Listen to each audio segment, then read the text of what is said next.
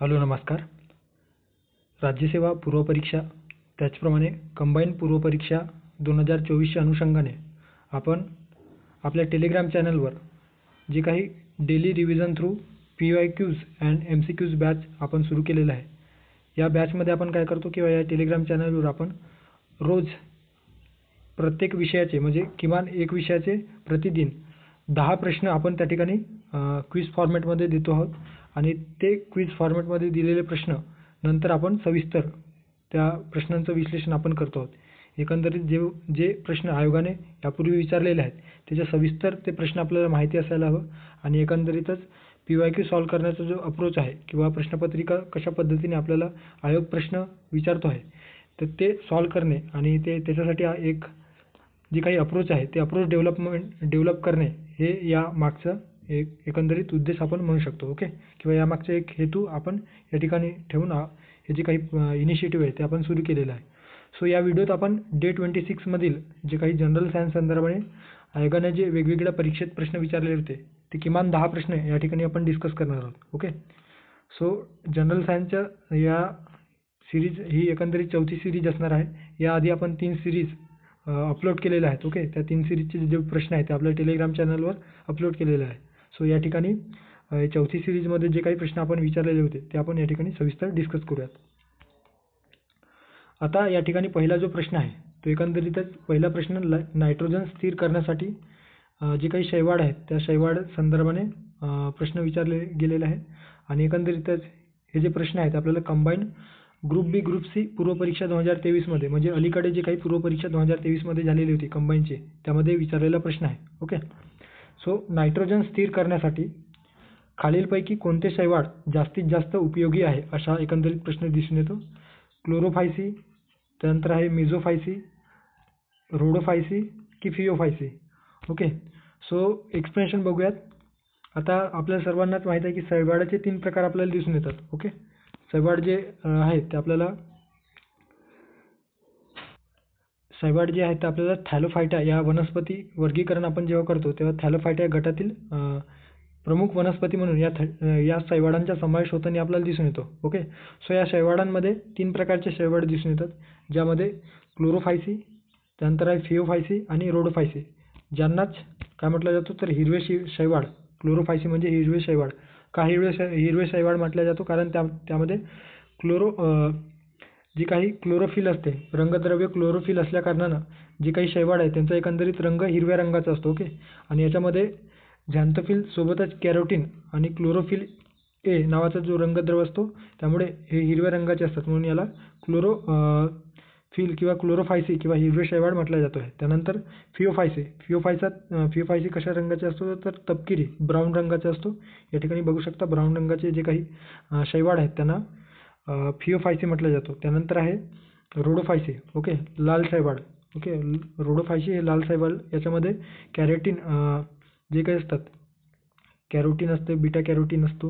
त्यानंतर पॉलिफेनॉल आणि पॉलीअनसॅच्युरेटेड फॅटी ॲसिडच्या उपस्थितीमुळे त्यांच्यात अँटीऑक्सिडंट हे जे काही गुणधर्म आहेत ते दिसून येतात. ओके, सो यांनाच लाल शैवाड देखील म्हटलं जातो. सो हे शैवाडाचे 3 प्रकार झाले जे आपल्याला पर्यायात दिलेले आहे, क्लोरोफायसी, रोडोफायसी आणि फिओफायसी. मात्र जे काही मिक्झोफायसी आहे तो मिक्झोफायसी आपल्याला शैवाड या गटामध्ये समाविष्ट होतो का तर ते शैवाड या गटात समाविष्ट होत नाही. ते आपल्याला ॲक्च्युअल शैवाड नसून नाव जरी आपल्याला शैवाड या ठिकाणी विचारलेलं असतं की कोणते शैवाड जास्तीत जास्त नायट्रोजन स्थिर करण्यासाठी उपयोगी असतो. सो ते जरी शैवाड वाटत असलं तरी ते शैवाड या गटामध्ये किंवा जे अल्गे आहे अल्गे ग्रुपमध्ये येत नसून ते सृष्टी मोनेराचा पार्ट आहेत. ओके, म्हणजे बॅक्टेरिया या गटामध्ये ते मोडतात. सो मिक्झोफायसी नावाचा जो काही बॅक्टेरिया आहे. ओके, सो विशेषतः सायनोबॅक्टेरियाशी संबंधित आहे आणि ज्याला आपण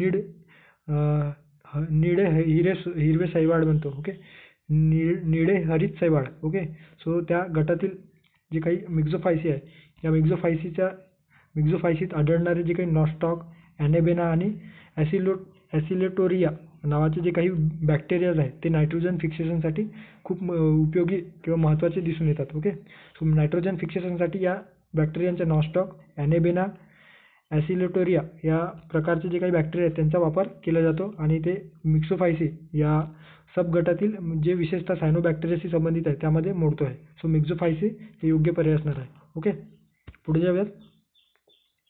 त्यानंतर या ठिकाणी क्रेब्स चक्र संदर्भाने जे काही झाडांचे किंवा वनस्पतींच्या श्वासोच्छवासाच्या संदर्भाने जी काही क्रेब्स चक्र आपल्याला दिसून येतो, त्या क्रेब्स चक्र संदर्भाने खालीलपैकी कोणत्या प्रक्रियेमध्ये फ्युमेरिक ॲसिडचे रूपांतर मॅलिक ॲसिडमध्ये होते असा एकंदरीत प्रश्न या ठिकाणी विचारलेला आहे. राज्यसेवा पूर्वपरीक्षा 2022 मध्ये हे प्रश्न आपल्याला विचारल्याचे दिसून येतो. सो जे काही ऑक्सिजीवी म्हणजे काय तर जे ऑक्सिजनेट जे काही सजीव आहेत विशेषतः वनस्पतीच्या बाबतीत, सो ऑक्सिजीवी सजीवांच्या चयापचय प्रक्रियेतील एक चक्र म्हणून या क्रेब्स चक्राकडे बघितला जातो. ओके, या चक्रात काय होतं तर श्वसन करणाऱ्या जे ऑक्सिजीवी सजीवांच्या पेशींमधून विकरांमार्फत जीव रासायनिक किंवा ज्याला बायोकेमिकल क्रिया घडून येत असतात. आता यामध्ये पेशींना लागणारी जी काही ऊर्जा असते, ओके, ATP ज्याला एडिनोसिन ट्रायफॉस्फेट म्हटला जातो. सो अंतिम जो काही उद्देश असतो तो या क्रेब्स चक्राच्या माध्यमातून एडिनोसिन ट्रायफॉस्फेट तयार करणे आणि ते एकंदरीत त्याला ऊर्जेचे चलन देखील म्हटलं जातं. ओके, सो वनस्पतीमध्ये ATP तयार करण्यासाठी जे काही श्वसन प्रक्रियेमार्फत जे चक्र चालवलं जातो तर त्यालाच क्रेब्स चक्र किंवा ते क्रेब्स चक्राद्वारे त्याची काही श्वसन जे असते, ओके, श्वसनाची जी काही सायकल असते ते ATP या ऊर्जेमध्ये कन्वर्ट होत असतो. सो या ठिकाणी जे काही क्रेब्स चक्र दिलेलं आहे ते क्रेब्स चक्रामध्ये आपल्याला फ्युमेरिक ॲसिडचे रूपांतर मॅलिक ॲसिडमध्ये केलं जातो असा एकंदरीत प्रश्न आहे. सो कोणत्या प्रक्रियेमध्ये केला जातो, कोणत्या प्रक्रियेद्वारे ते केलं जातो, तर या ठिकाणी दिलेलं आहे फ्युमेरिक ॲसिडचे रूपांतर त्याच्यात H2O, ओके, म्हणजे वाटर पाण्याचा समावेश करून मॅलिक ॲसिड तयार केला जातो, ज्याला हायड्रोजनेज किंवा हायड्रोजनेशन म्हटलं जातं. ओके, सो हायड्रोजनेशन, मात्र या ठिकाणी हायड्रोजनेशन असा कुठलाही पर्याय या ठिकाणी दिलेला नाही. डिकार्बोलिकेशन, त्यानंतर आहे डिहायड्रेशन, त्यानंतर हायड्रेशन आणि पर्याय 2 मध्ये डिहायड्रोजिनेशन दिलेलं आहे. मात्र त्याचे ॲक्च्युअल जे आहे जे चक्र आहे किंवा जे स्वरूप आहे त्या ठिकाणी H2O ॲड होण्याची जी काही प्रक्रिया आहे त्याला हायड्रोजनेशन म्हटलं जातं. आता या ठिकाणी जे काही चक्र आहे क्रेब्स चक्र ते तुम्ही बघू शकता. सर्वात आधी पायरुवेटिक डिहायड्रोजनेज याचे रूपांतर म्हणजे त्याच्यामध्ये जे काही NADH हायड्रोजन प्लस आयन असते त्याचा ॲसिटिल कोआमध्ये रूपांतर केलं जातो. त्यानंतर त्याला सायट्रिक ॲसिडमध्ये, ओके, म्हणूनच या चक्राला सायट्रिक ॲसिड देखील म्हटलं जातं. ओके, त्यानंतर आहे ॲक्वेनोटेजमध्ये देखील रूपांतर, त्याच्यानंतर आयसोसायट्रिक ॲसिडमध्ये रूपांतर केलं जातं. त्यानंतर आहे केटोग्लुटॅरेटमध्ये देखील याचं रूपांतर केलं जातं. सो या प्रत्येक प्रक्रियेमध्ये काही केमिकल्स किंवा काही जे कंपाऊंड्स आहेत ते मिक्स होत असतात आणि त्यानुसार त्याचे जे काही एकंदरीत स्वरूप आहे ते बदलत जातात. ओके, सो या ठिकाणी फ्युमेरेट आहे जे फ्युमेरिक ॲसिड आहे त्याच्यामध्ये वॉटर ॲड केल्याच्या नंतर त्या फ्युमेरेजमध्ये वॉटर ॲड केल्याच्या नंतर ते मॅलिक ॲसिडमध्ये रूपांतर होतं. ओके, सो याला हायड्रोजनेशन म्हटलं जातो किंवा हायड्रोजिनेशन. ओके, सो अशा पद्धतीने संबोधलं जातं. मात्र या ठिकाणी पर्याय डिहायड्रोजिनेशन दिलेला होता आणि ते डिहायड्रोजिनेशन एकंदरीत इतर दुसऱ्या ठिकाणी पर्यायामध्ये हायड्रोजनेशन न असल्या कारणाने पर्याय क्रमांक 2 योग्य आहे असं आपण म्हणू शकतो. पण ॲक्च्युअल जर विचारलं तर हायड्रोजनेशन अशी प्रक्रिया त्याला म्हटलं जातो आहे. ओके, फ्युमेरिक ॲसिडचे रूपांतर मॅलिक ॲसिडमध्ये करण्यासाठी. त्यानंतर पुढे जाऊयात. आता जी काही प्रोटीन सिंथेसिस आहे त्या प्रोटीन सिंथेसिस संदर्भाने जी काही आपण प्रोटीन एकंदरीत प्रथिन विश्लेषण जी संकल्पना आपण विज्ञानात अभ्यासतो त्यानंतर त्या अनुषंगाने या ठिकाणी प्रश्न विचारण्यात आलेला आहे. कंबाईन ग्रुप बी 2018 पूर्वपरीक्षेत विचारलेला प्रश्न आहे. प्रथिनांची साखळी कोणत्या अर्थहीन कोडांमुळे तुटते असा एकंदरीत प्रश्न आहे आणि या ठिकाणी पर्याय दिलेले आहे UAA, UGA, UGC. त्यानंतर दुसरा पर्याय आहे UAA, CGA, AGC. तिसरा पर्याय काय दिलेला आहे UGA, UAA, UAG. त्यानंतर चौथा जो पर्याय आहे त्याच्यामध्ये CGA, UAA आणि UGA. ओके, सो एकंदरीतच जेव्हा प्रथिन संश्लेषण होतं तर प्रथिन संश्लेषण होताना जी काही DNA असतो तर त्या DNA मधून जे काही न्यूक्लियस जो पार्ट असतो त्या न्यूक्लियस पार्टमध्ये पर्टिक्युलर DNA मध्ये एक अनुवांशिक जो माहिती असते तो साठा असते प्रत्येक गोष्टीचा. म्हणजे आपण समजा एखादा प्रोटीन घेत असतो तर त्याच्यामध्ये विशिष्ट आपल्या शरीरासाठी ऊर्जा निर्माण करण्यासाठी किंवा प्रोटीन तयार करण्यासाठी एक विशिष्ट माहिती दिलेली असते. त्या DNA वरून mRNA या ट्रान्सक्रिप्शनच्या माध्यमातून mRNA काय करतो, ज्याला आपण मॅसेंजर RNA असे संबोधतो किंवा म्हणतो. सो ते DNAच्या माध्यमातून म्हणजे DNA मध्ये जी माहिती असते ती mRNA ट्रान्सक्रिप्शनच्या माध्यमातून या न्यूक्लियोप्लाझमच्या बाहेर म्हणजे जो काही प्रोटोप्लाझम असतो. ओके. सो प्रोटोप्लाझममध्ये, ज्याला सायटोप्लाझम देखील म्हटलं जातं, सो सायटोप्लाझममध्ये ती माहिती आणण्याचे काम करतो आणि ते एकंदरीतच RNAला देतो. ओके. आणि RNA त्या पद्धतीने tRNAच्या माध्यमातून tRNAच्या सहकार्याने एकंदरीतच प्रोटीन सिंथेसिस करण्याचे काम करीत असतो. ओके. याच्यामध्ये 3 प्रक्रिया असतात: ट्रान्सक्रिप्शन, ट्रान्सपोर्टेशन आणि ट्रान्सलेशन. अशा 3 प्रक्रियेतून हे जे काही प्रोटीन सिंथेसिस जी प्रक्रिया आहे ते पार पडत असते. ओके. या संदर्भाने तुम्हाला अधिक माहितीसाठी तुम्ही YouTube वगैरेमध्ये सर्च करू शकता कशा पद्धतीने होतं. सो जी काही माहिती या DNA वरून mRNA मॅसेंजर RNA प्राप्त करतो. सो अशा वेळेस ते एका विशिष्ट कोडांच्या स्वरूपामध्ये ती माहिती सुरुवात होते, त्या माहिती वाचनाला सुरुवात होते. सो mRNA जेव्हा भाषांतर करते, ट्रान्सक्रिप्शन करतो, ओके, तेव्हा ते कोडान AUG या कोडांच्या माध्यमातून सुरू होतं. लक्षात ठेवा, कदाचित यावर प्रश्न विचारला जाऊ शकतो. सो AUG या कोडांच्या स्वरूपात ती माहिती वाचनाला सुरुवात होते आणि त्याच्या एकंदरीत शेवट आहे, जे या ठिकाणी आपल्याला प्रश्न विचारलेला आहे की प्रथिने कोडिंग संदेशाचा जो शेवटचा टप्पा असतो किंवा शेवटचा स्टॉप कोडॉन नावाचा जो काही कोड दिलेला असतो. सो एका पर्टिक्युलर लेवलनंतर प्रोटीन सिंथेसिस झाल्याच्या नंतर आता जे काही RNA असते त्या mRNAला सांगतो की बस आता प्रोटीन सिंथेसिस ही प्रक्रिया पूर्ण झालेली आहे. आता प्रोटीन सिंथेसिस म्हणजे तुम्ही DNA कडून जी माहिती वाचत आहात ते माहिती वाचवणे थांबवा. अशा पद्धतीने RNAच्या माध्यमातून या मॅसेंजर RNAकडे कोडांच्या स्वरूपात ती माहिती जाते. सो ते स्टॉप कोडॉन म्हणून ओळखला जातो. तर त्याच्यामध्ये 3 कोडांचा समावेश होतो. पहिला आहे UAA, UGA आणि UAG. ओके. कुठला कोडॉन आहे? UAA.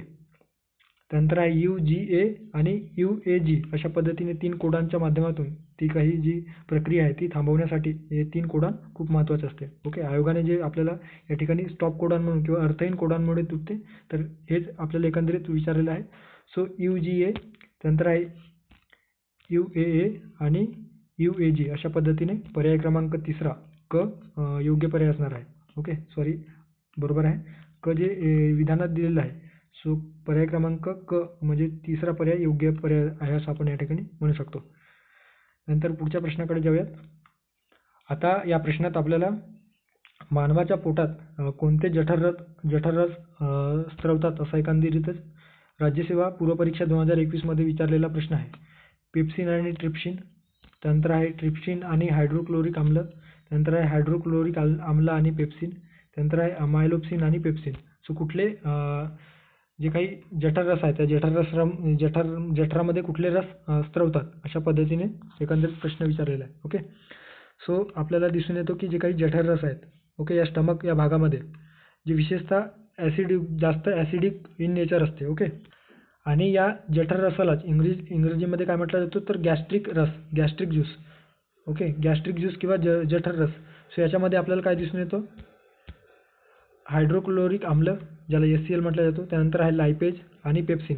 हे 3 जे काही आम्ल आहेत ते विशेषतः किंवा 3 जे ज्यूस आहेत ते आपल्याला या स्टमकमध्ये जठररसात दिसून येतं. हायड्रोक्लोरिक आम्ल, लायपेज आणि पेप्सिन. ओके. या ठिकाणी कुठले पर्याय दिलेले आहे? पेप्सिन दिलेलं आहे, मात्र लायपेज किंवा हायड्रोक्लोरिक आम्ल या ठिकाणी दिलेलं नसल्या कारणामुळे ते एलिमिनेट होतं. त्यानंतर आहे दुसरा पर्याय काय दिलेला आहे? ट्रिप्सिन दिलेलं आहे, हायड्रोक्लोरिक आम्ल दिलेलं आहे, मात्र ट्रिप्सिन नसून ते लायपेज आणि पेप्सिन पाहिजे होतं, त्यामुळे हे देखील पर्याय एलिमिनेट आपण करू शकतो. त्यानंतर या ठिकाणी हायड्रोक्लोरिक आम्ल, पेप्सिन. ओके. हायड्रोक्लोरिक आम्ल आणि पेप्सिन दिलेलं आहे, ते बरोबर आहे. जठररसामध्ये हायड्रोक्लोरिक आम्ल, पेप्सिन असतो आणि सोबतच लायपेज देखील असतो. ओके. लिपेज देखील म्हटलं जातं. सो लायपेजचा देखील समावेश त्या ठिकाणी होतो आणि हे मोर ॲसिडिक इन नेचर असतो. ओके. जास्तीत जास्त ॲसिडिक असतो. सो अशा पद्धतीने आणि जास्त ॲसिडिक असण्याचं कारण काय असतो तर जे काही जेव्हा आपण अन्न ग्रहण करतो तर त्यावेळी जे काही परजीवी किंवा पॅरासाइट सूक्ष्मजीव असतात जे आपल्या शरीरास धोकादायक असू शकतात, अशांना नष्ट करण्याचे किंवा निष्क्रिय करण्याचे काम या ॲसिडिक किंवा हायड्रोक्लोरिक आम्ल, लायपेज आणि पेप्सिनच्या माध्यमातून आपल्या जठररसामध्ये होत असतो किंवा जठरात घडून येत असतो. ओके.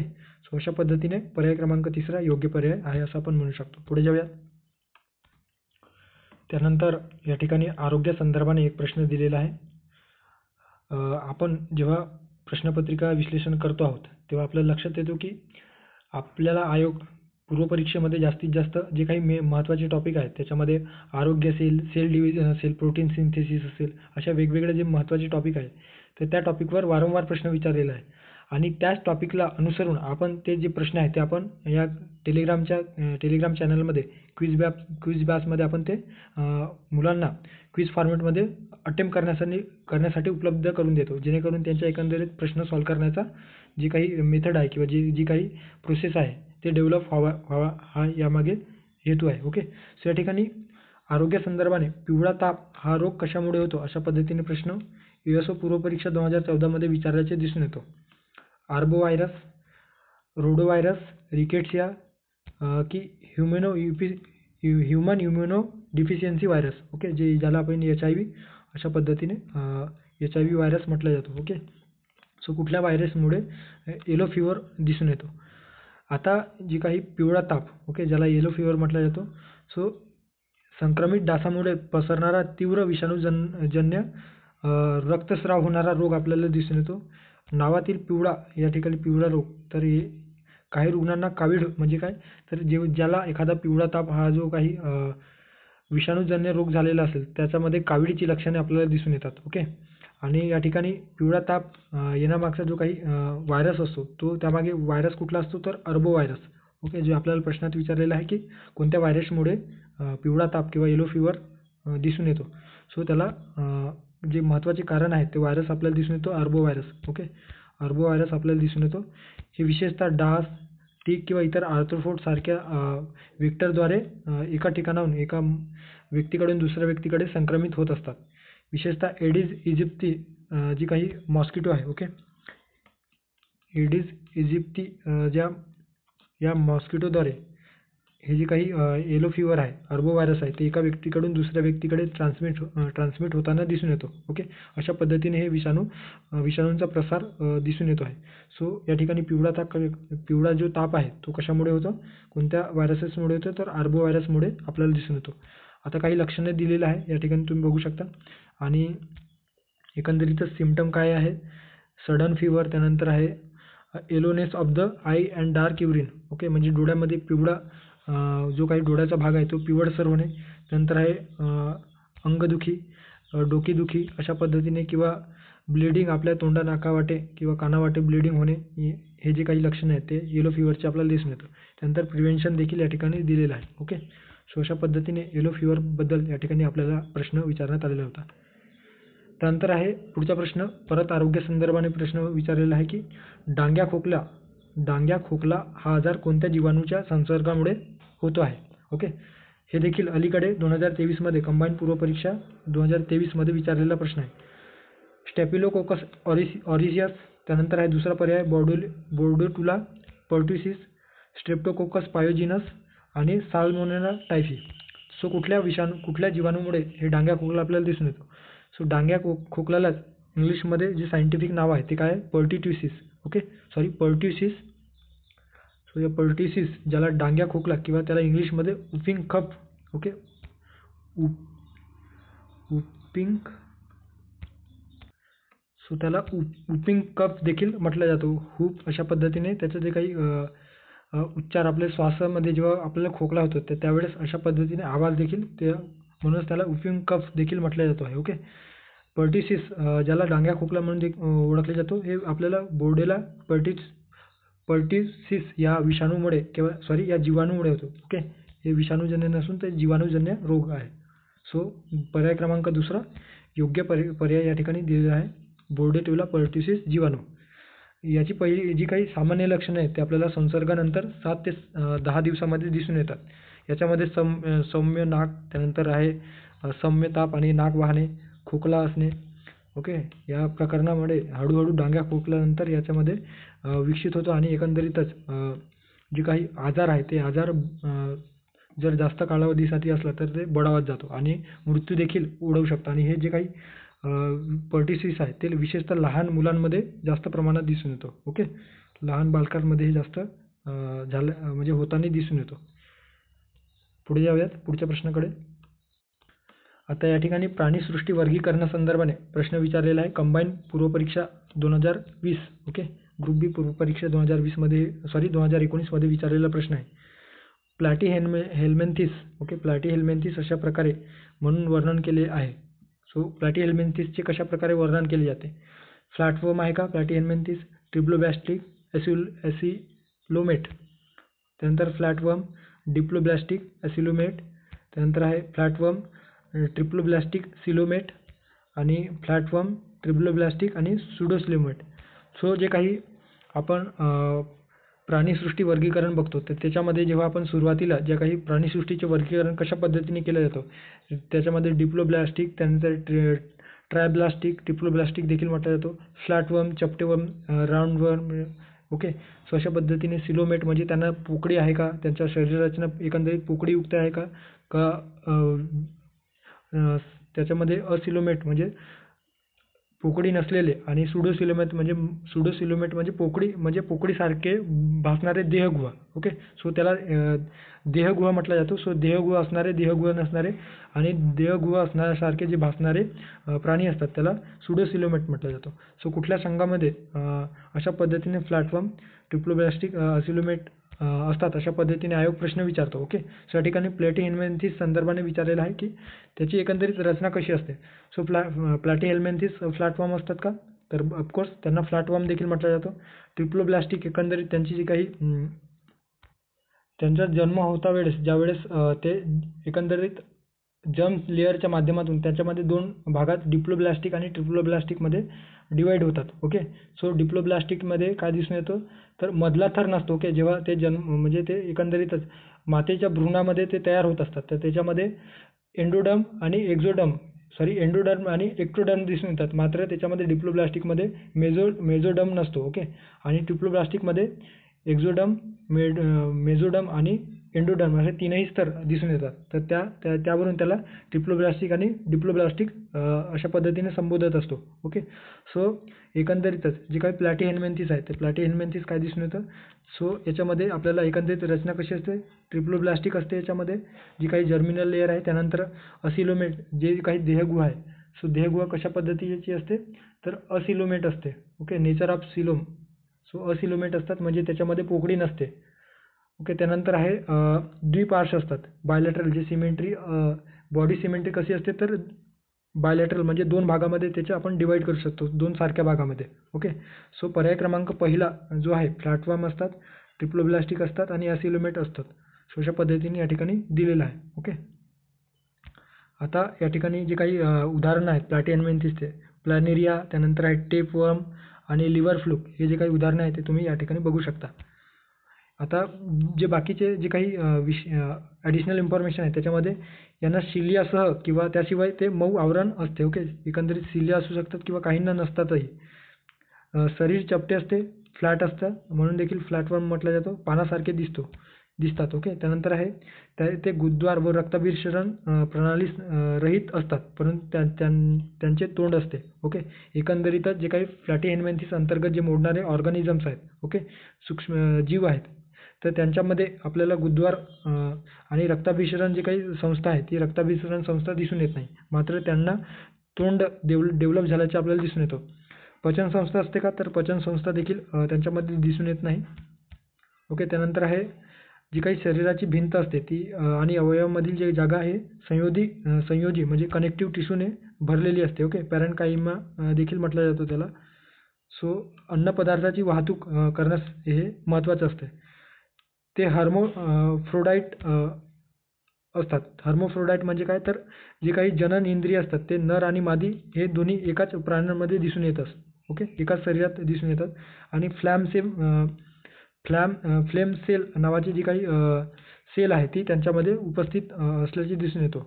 ओके, आणि जी काही मज्जासंस्था असते. ओके, सो मज्जासंस्था आपल्याला सीडीसारखी रचना झाल्याचे आपल्याला दिसून येतं. ओके, सो हे जे काही वैशिष्ट्य आहे ते आपल्याला प्लॅटीहेल्मिन्थिस संदर्भाने दिसून येतात. सो पर्याय क्रमांक पहिला फ्लॅटवर्म, ट्रिप्लोब्लास्टिक आणि असिलोमेट अशा पद्धतीने हे जे काही वैशिष्ट्य आहे ते प्लॅटीहेल्मिन्थिसचे आहे असं सांगता येईल. पुढे जाऊयात. नंतर पुढच्या प्रश्नात आपल्याला निर्जंतुकीकरण करण्यासाठी खालीलपैकी कोणाचा वापर केला जातो असा एकंदरीत प्रश्न विचारलेला आहे.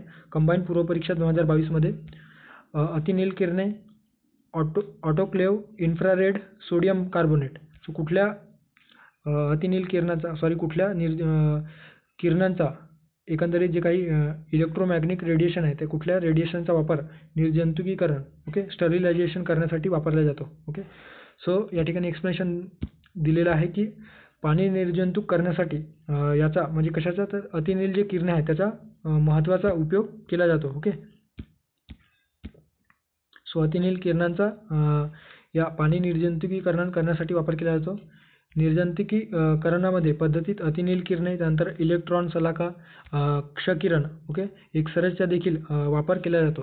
माझं सर्वात जे काही प्रभावी आहे ते अतिनील किरणांचा वापर अत्यंत प्रभावी मानला जातो निर्जंतुकीकरण करण्यासाठी. सो या ठिकाणी अतिनील किरणे ज्याला अल्ट्राव्हायोलेट रेज म्हटलं जातं.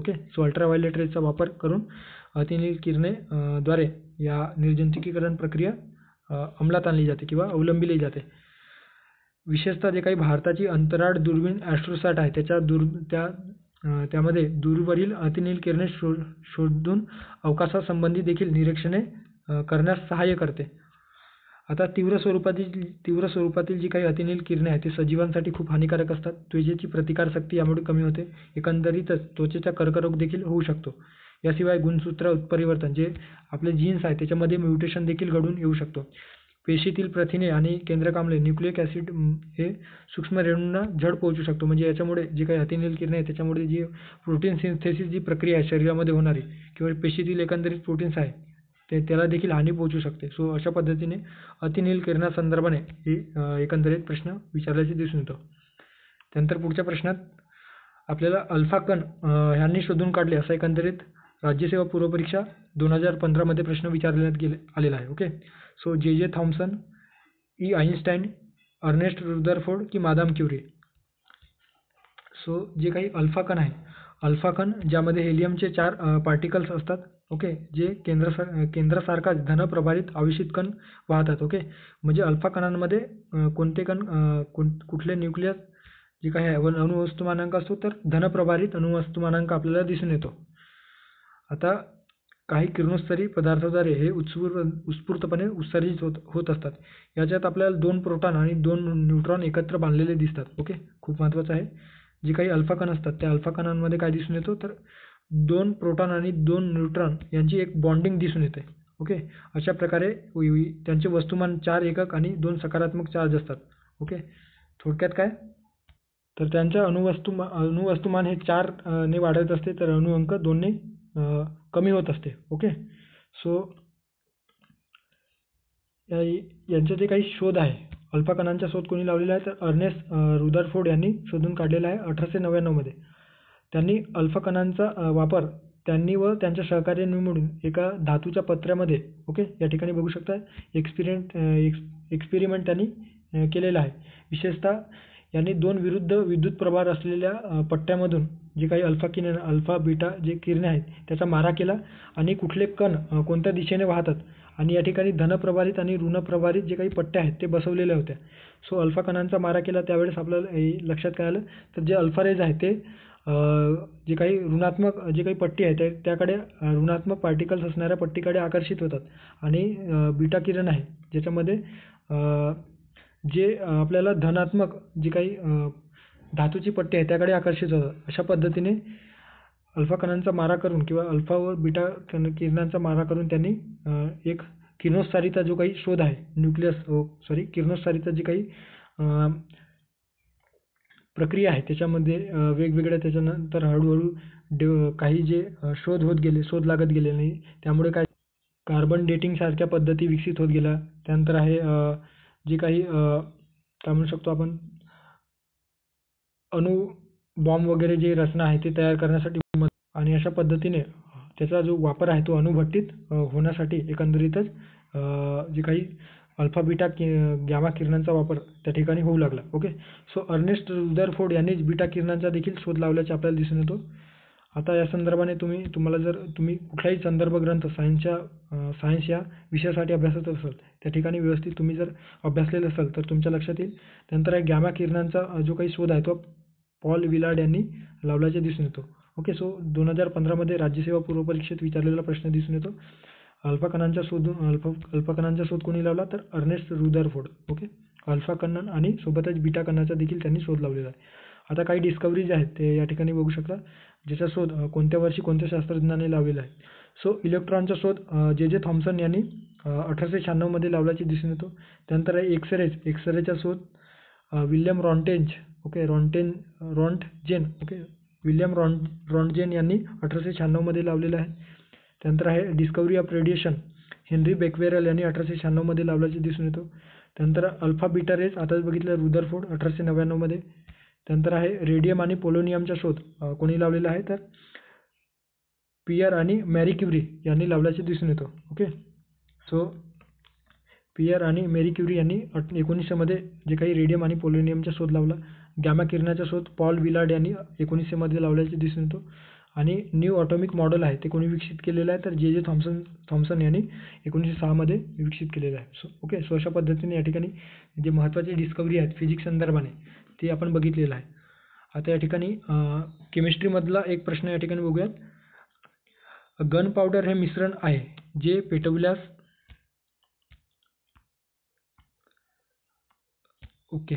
सो गन पावडर हे एक मिश्रण आहे जे पेटवल्यास रासायनिक प्रक्रिया होऊन स्फोट होतो. या मिश्रणात पुढील बाबी समाविष्ट होतात. एकंदरीत राज्यसेवा पूर्वपरीक्षा 2013 मध्ये विचारलेला प्रश्न आहे. पोटॅशियम नायट्रेट, कोळशाची powder, sulphur, sodium carbonate, calcium sulphate. So कुठल्या कंपाऊंडचा समावेश गन पावडर तयार करताना होतो आहे असा एकंदरीत या ठिकाणी विचारलेला प्रश्न दिसून येतो. ओके, सो गन पावडर म्हणजे काय तर बारूद. ओके, बारूद ज्याला आपण सामान्यपणे बारूद म्हटलं जातं. ओके, ही आधुनिक धूररहित पावडरपासून वेगळे करण्यासाठी ब्लॅक पावडर म्हणून देखील याचा वापर केला जातो. आणि विशेषतः रासायनिक स्फोटके तयार करण्यासाठी ज्यामध्ये तुम्ही बघू शकता की बॉम्ब वगैरे तयार करण्यासाठी याचा वापर केला जातो. ओके, आता या ठिकाणी कंपाऊंड दिलेले आहेत. आता घरी ट्राय करायचं नाही बरं का, नाहीतर घरच उडव झालं. ओके, सो या ठिकाणी पोटॅशियम नायट्रेट, त्यानंतर आहे सल्फर आणि पावडर्ड चारकोल. ओके, ज्याला कोळशाचा पावडर म्हटला जातो. सो कोळशाचा पावडर यांचा समावेश करून हे जे काही इन्ग्रेडियंट आहेत त्या इन्ग्रेडियंटच्या माध्यमातून गन पावडर तयार केला जातो. सर्वाधिक पोटॅशियम नायट्रेटचा जो आहे समावेश तो या गन पावडरमध्ये होतो बारूद तयार करण्यासाठी जवळपास 75%. त्यानंतर आहे चारकोल पावडर. ओके, ज्याला कोळशाची पावडर देखील म्हटलं जातो 15% आणि सल्फरचा वापर 10% केला जातो. ओके, सो अ, ब आणि क या तिन्हीचा वापर या ठिकाणी गन पावडर तयार करण्यासाठी केला जातो. सोडियम कार्बोनेटचा काही उपयोग होत नसतो आणि कॅल्शियमचा देखील या ठिकाणी वापर केला जात नाही. सो 3 जे कंपाऊंड्स आहेत त्याचा समावेश या ठिकाणी केला जातो. त्यामुळे अ, ब, क पर्याय असणारा जो पर्याय आहे तो पर्याय क्रमांक पहिला योग्य पर्याय आहे. त्यामुळे पहिला पर्याय जो आहे तो योग्य आहे असं आपण म्हणू शकतो. ओके, सल्फर कार्बन म्हणजे कोळशाच्या स्वरूपात जे चारकोल पावडर असतो ते आणि पोटॅशियम नायट्रेटचा वापर या ठिकाणी मिश्रण तयार करण्यासाठी केला जातो आहे. ओके, सो अशा पद्धतीने जे 10 प्रश्न आहेत सायन्स संदर्भाने ते आपण या ठिकाणी डिस्कस केलेले आहे. जे आपण जी काही बॅच लॉन्च केलेली आहे त्या संदर्भाने तुम्हाला ती बॅच जॉईन करायची असेल तर या ठिकाणी इन्फॉर्मेशन दिलेलं आहे ते तुम्ही वाचू शकता. आणि नंतर जॉईन करायची असेल तर या टेलिग्राम चॅनलवर इन्फॉर्मेशन दिलेलं आहे, तुम्ही रीड करा. ओके, सो थांबूया त्या ठिकाणी. धन्यवाद, थँक्यू.